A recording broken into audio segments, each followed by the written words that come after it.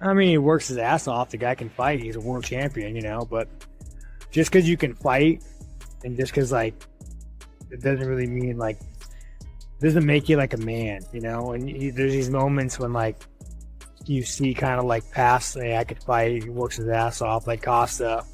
After Sean Strickland launched his very public push, openly and persistently campaigning for a fight with Khamzat Chimaev and practically demanding the matchup, what do you think Chimaev actually did in response? The answer is pretty interesting. Rather than jumping into a huge online back and forth with Strickland, he took a very different approach. Instead, music, and this is what makes the situation so intriguing, he stayed relatively quiet. Almost right after Strickland's callouts started ramping up, training clips began appearing everywhere, showing him putting in serious work at the gym and pushing himself to the absolute limit during brutal training sessions. Naturally, this immediately fueled growing speculation and excited chatter about a possible fight at UFC, meaning we could be looking at a massive, extremely high-profile matchup that fans are eager and impatient to see happen. What's really notable is that there hasn't been much talking, arguing, or verbal sparring from Chimaev's side at all. Instead, he simply stepped into training camp and started preparing like this huge championship clash isn't just a theoretical possibility, but something that's already been locked in and scheduled for the near future. That kind of calm, determined focus and quiet intensity often speaks far louder than any amount of trash talk ever could. Sean Strickland, he's been saying some stuff in interviews about, he just didn't like your approach. Just why do you think he's saying that, and do you have a response? I don't know, when I was there, they never said anything, When I leave the Vegas and when they stopped my visa, he started to talk. When I come back, I'm in LA, bro. Come on. If it's something personal for you, just come.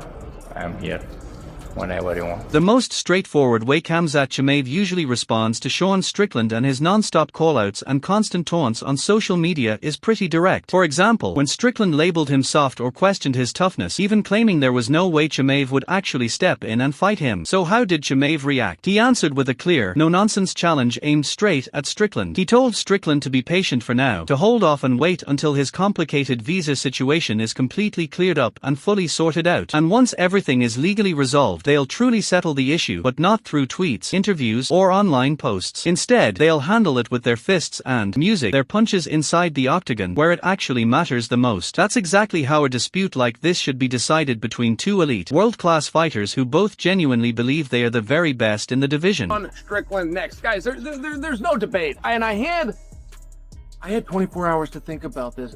Because here's what I don't want to do. I got to tell you, as an authority figure in this sport, I don't want to pan Imanov. I don't want to do that. I respect him. I respect what he's done. I respect his patience. But Sean Strickland fought him in head-to-head competition. Now, a couple of things came out. I am behind the scenes, and I can tell you, guys tiptoe around Chimaev.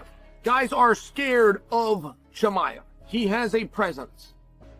Sean Strickland said, man, I used to be in the gym with this guy. He's a punk.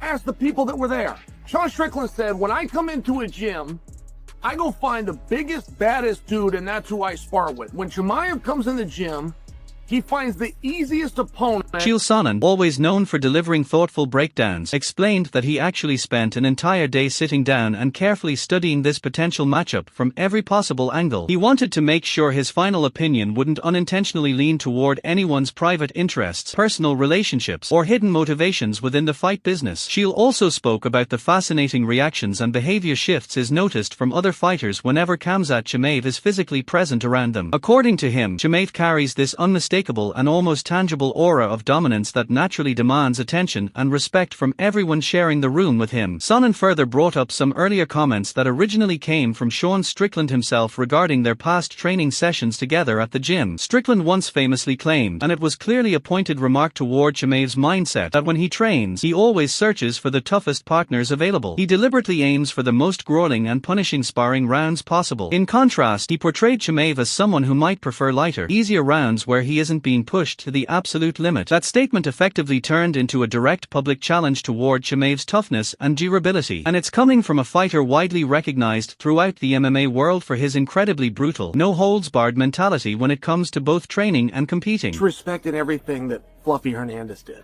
Fluffy Hernandez beat 9 men in a row. If Fluffy Hernandez beat Sean Strickland, that would be 10 in a row. 10 is the biggest number in the history of the UFC that anybody's had to do to get a title shot, and that distinction belongs to Merab. But to remind you, Merab was offered a title fight after 7. So the point that I'm making, if Fluffy Hernandez would have won and he would have gotten a title, we're being very disrespectful to the 9 men that Fluffy beat. We're being very disrespectful to the opportunity that Fluffy should have had. And when you play this game, it's the ultimate poker hand. You're all in. Whatever you got is on the line. You got a belt, it's on the line. It doesn't matter if you're undefeated and this guy's lost 5 fights. It doesn't matter if you're ranked number 1 and he's ranked number 8. When you get in there, it's all on the line, winner take all. Sean Strickland took it.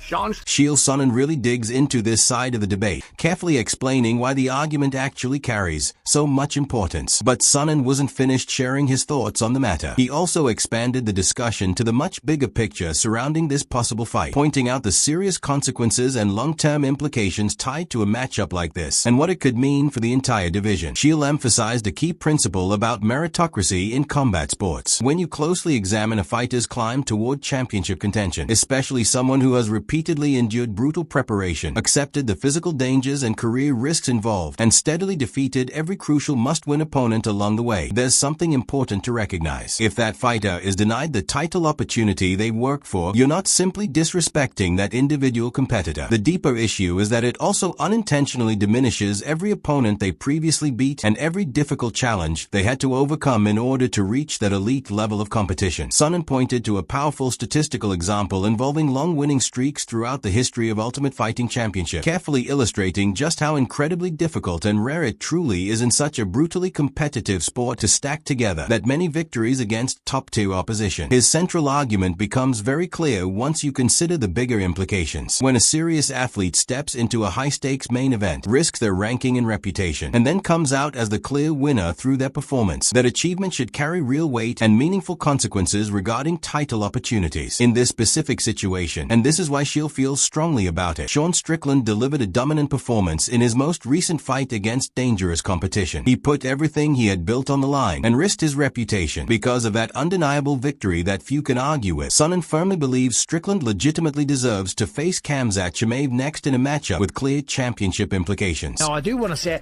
I was with Khamzat last week on the Jackson podcast, and Khamzat Chimaev told me that he is 240 pounds, right?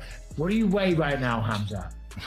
What do you weigh? Come on. You can keep it a secret if you want. I don't know. That is gigantic. That is a good weight for a heavyweight, let alone a middleweight that fights at 185 pounds, 84 kilos. That would be a 55-pound weight cut that he has to go through.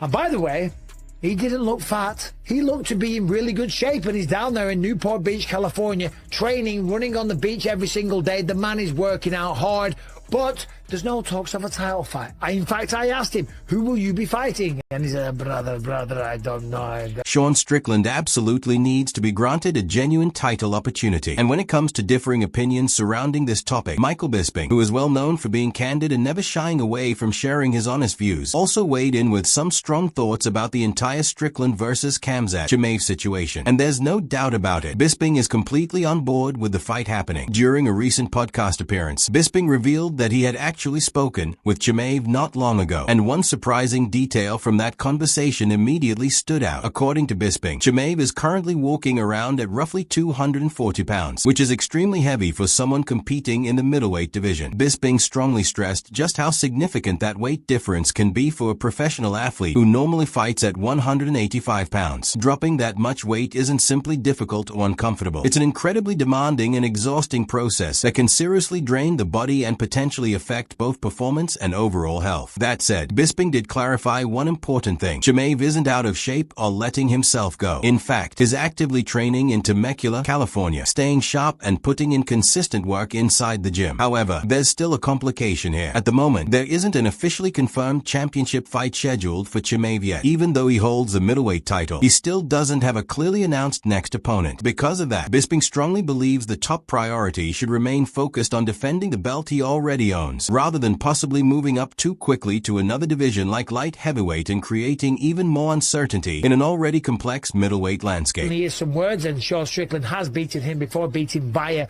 decision. The reality is, who deserves it more? I don't know. Sean's only on a 1-fight win streak, but he is a former champion. Imavov hasn't done that, right? The reality is, Chimaev has got to fight one of them. I know he's talking about going up to 205, or he's thinking about going up to 205, and making 185 from 240 pounds will be very hard, okay? But I would love to see him in there with Strickland, certainly when he says that he choked him out multiple times, and his lightweight training partner choked him out a bunch of times. And you've got Strickland calling him a Chechen, and all this type of stuff, right? Talking a lot of shit, talking a lot of smack, not afraid to poke the bear, shall we say, right?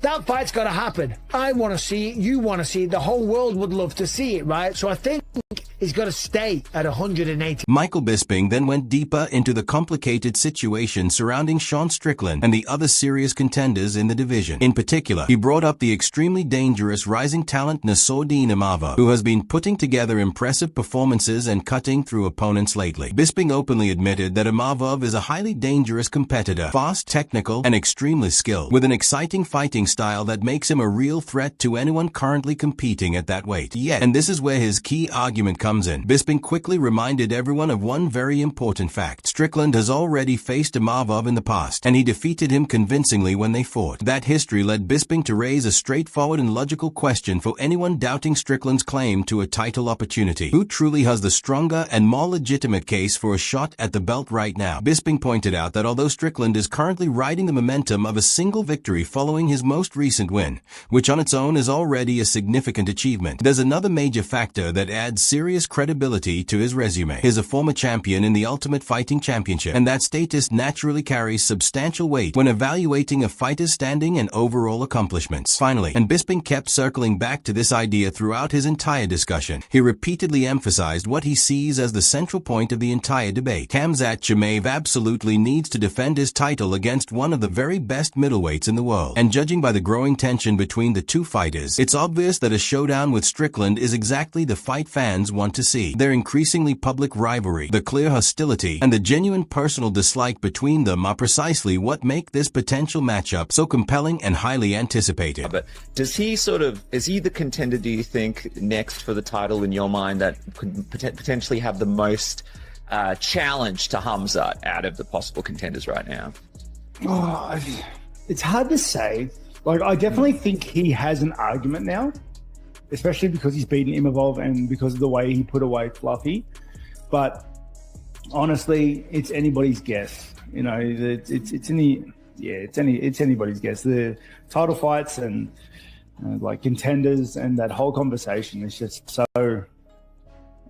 Robert Whittaker, a true legend with championship pedigree and deep experience at the highest level of the middleweight division, was directly asked whether Sean Strickland should be next in line to challenge Khamzat Chimaev for the title. Whittaker surprisingly didn't dismiss the idea outright, which carried real significance coming from a former champion of his stature and respected reputation. That alone can be seen as a meaningful nod of acknowledgement. Whittaker explained that he genuinely feels Strickland currently presents a legitimate argument for a championship opportunity, especially after his tactically sharp and widely analyzed victory over Nassourdine Imavov earlier in his career, and considering his emphatic, dramatic stoppage of Paulo Costa in their most recent bout. Performances like that, dominant statements against high-level opposition, are precisely the kind of achievements that demand attention across the MMA community and earn genuine respect from fellow competitors. However, Whittaker also approached the discussion with realism. He acknowledged the uncomfortable but undeniable truth that matchmaking decisions within the Ultimate Fighting Championship can often be unpredictable and not always driven purely by rankings or strict merit-based criteria. Politics, timing, and promotional considerations sometimes influence who gets the next opportunity, which can feel frustrating for fighters and fans alike. Still, despite expressing those practical reservations about how UFC decisions are made, Whittaker reiterated that Strickland's recent performances and proven fighting style have unquestionably placed him right at the center of serious title contention. In his view, Strickland remains firmly in the conversation and squarely in everyone's focus when discussing potential championship challenges moving forward. I know you've been in there with Khamzat, man, and Sean Strickland's taking defense is pretty good, but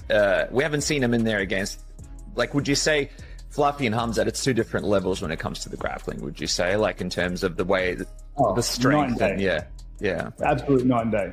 Like, having been in there with Chimaev and seen, and everyone who saw what he did to Drickus, like, it's not not the same.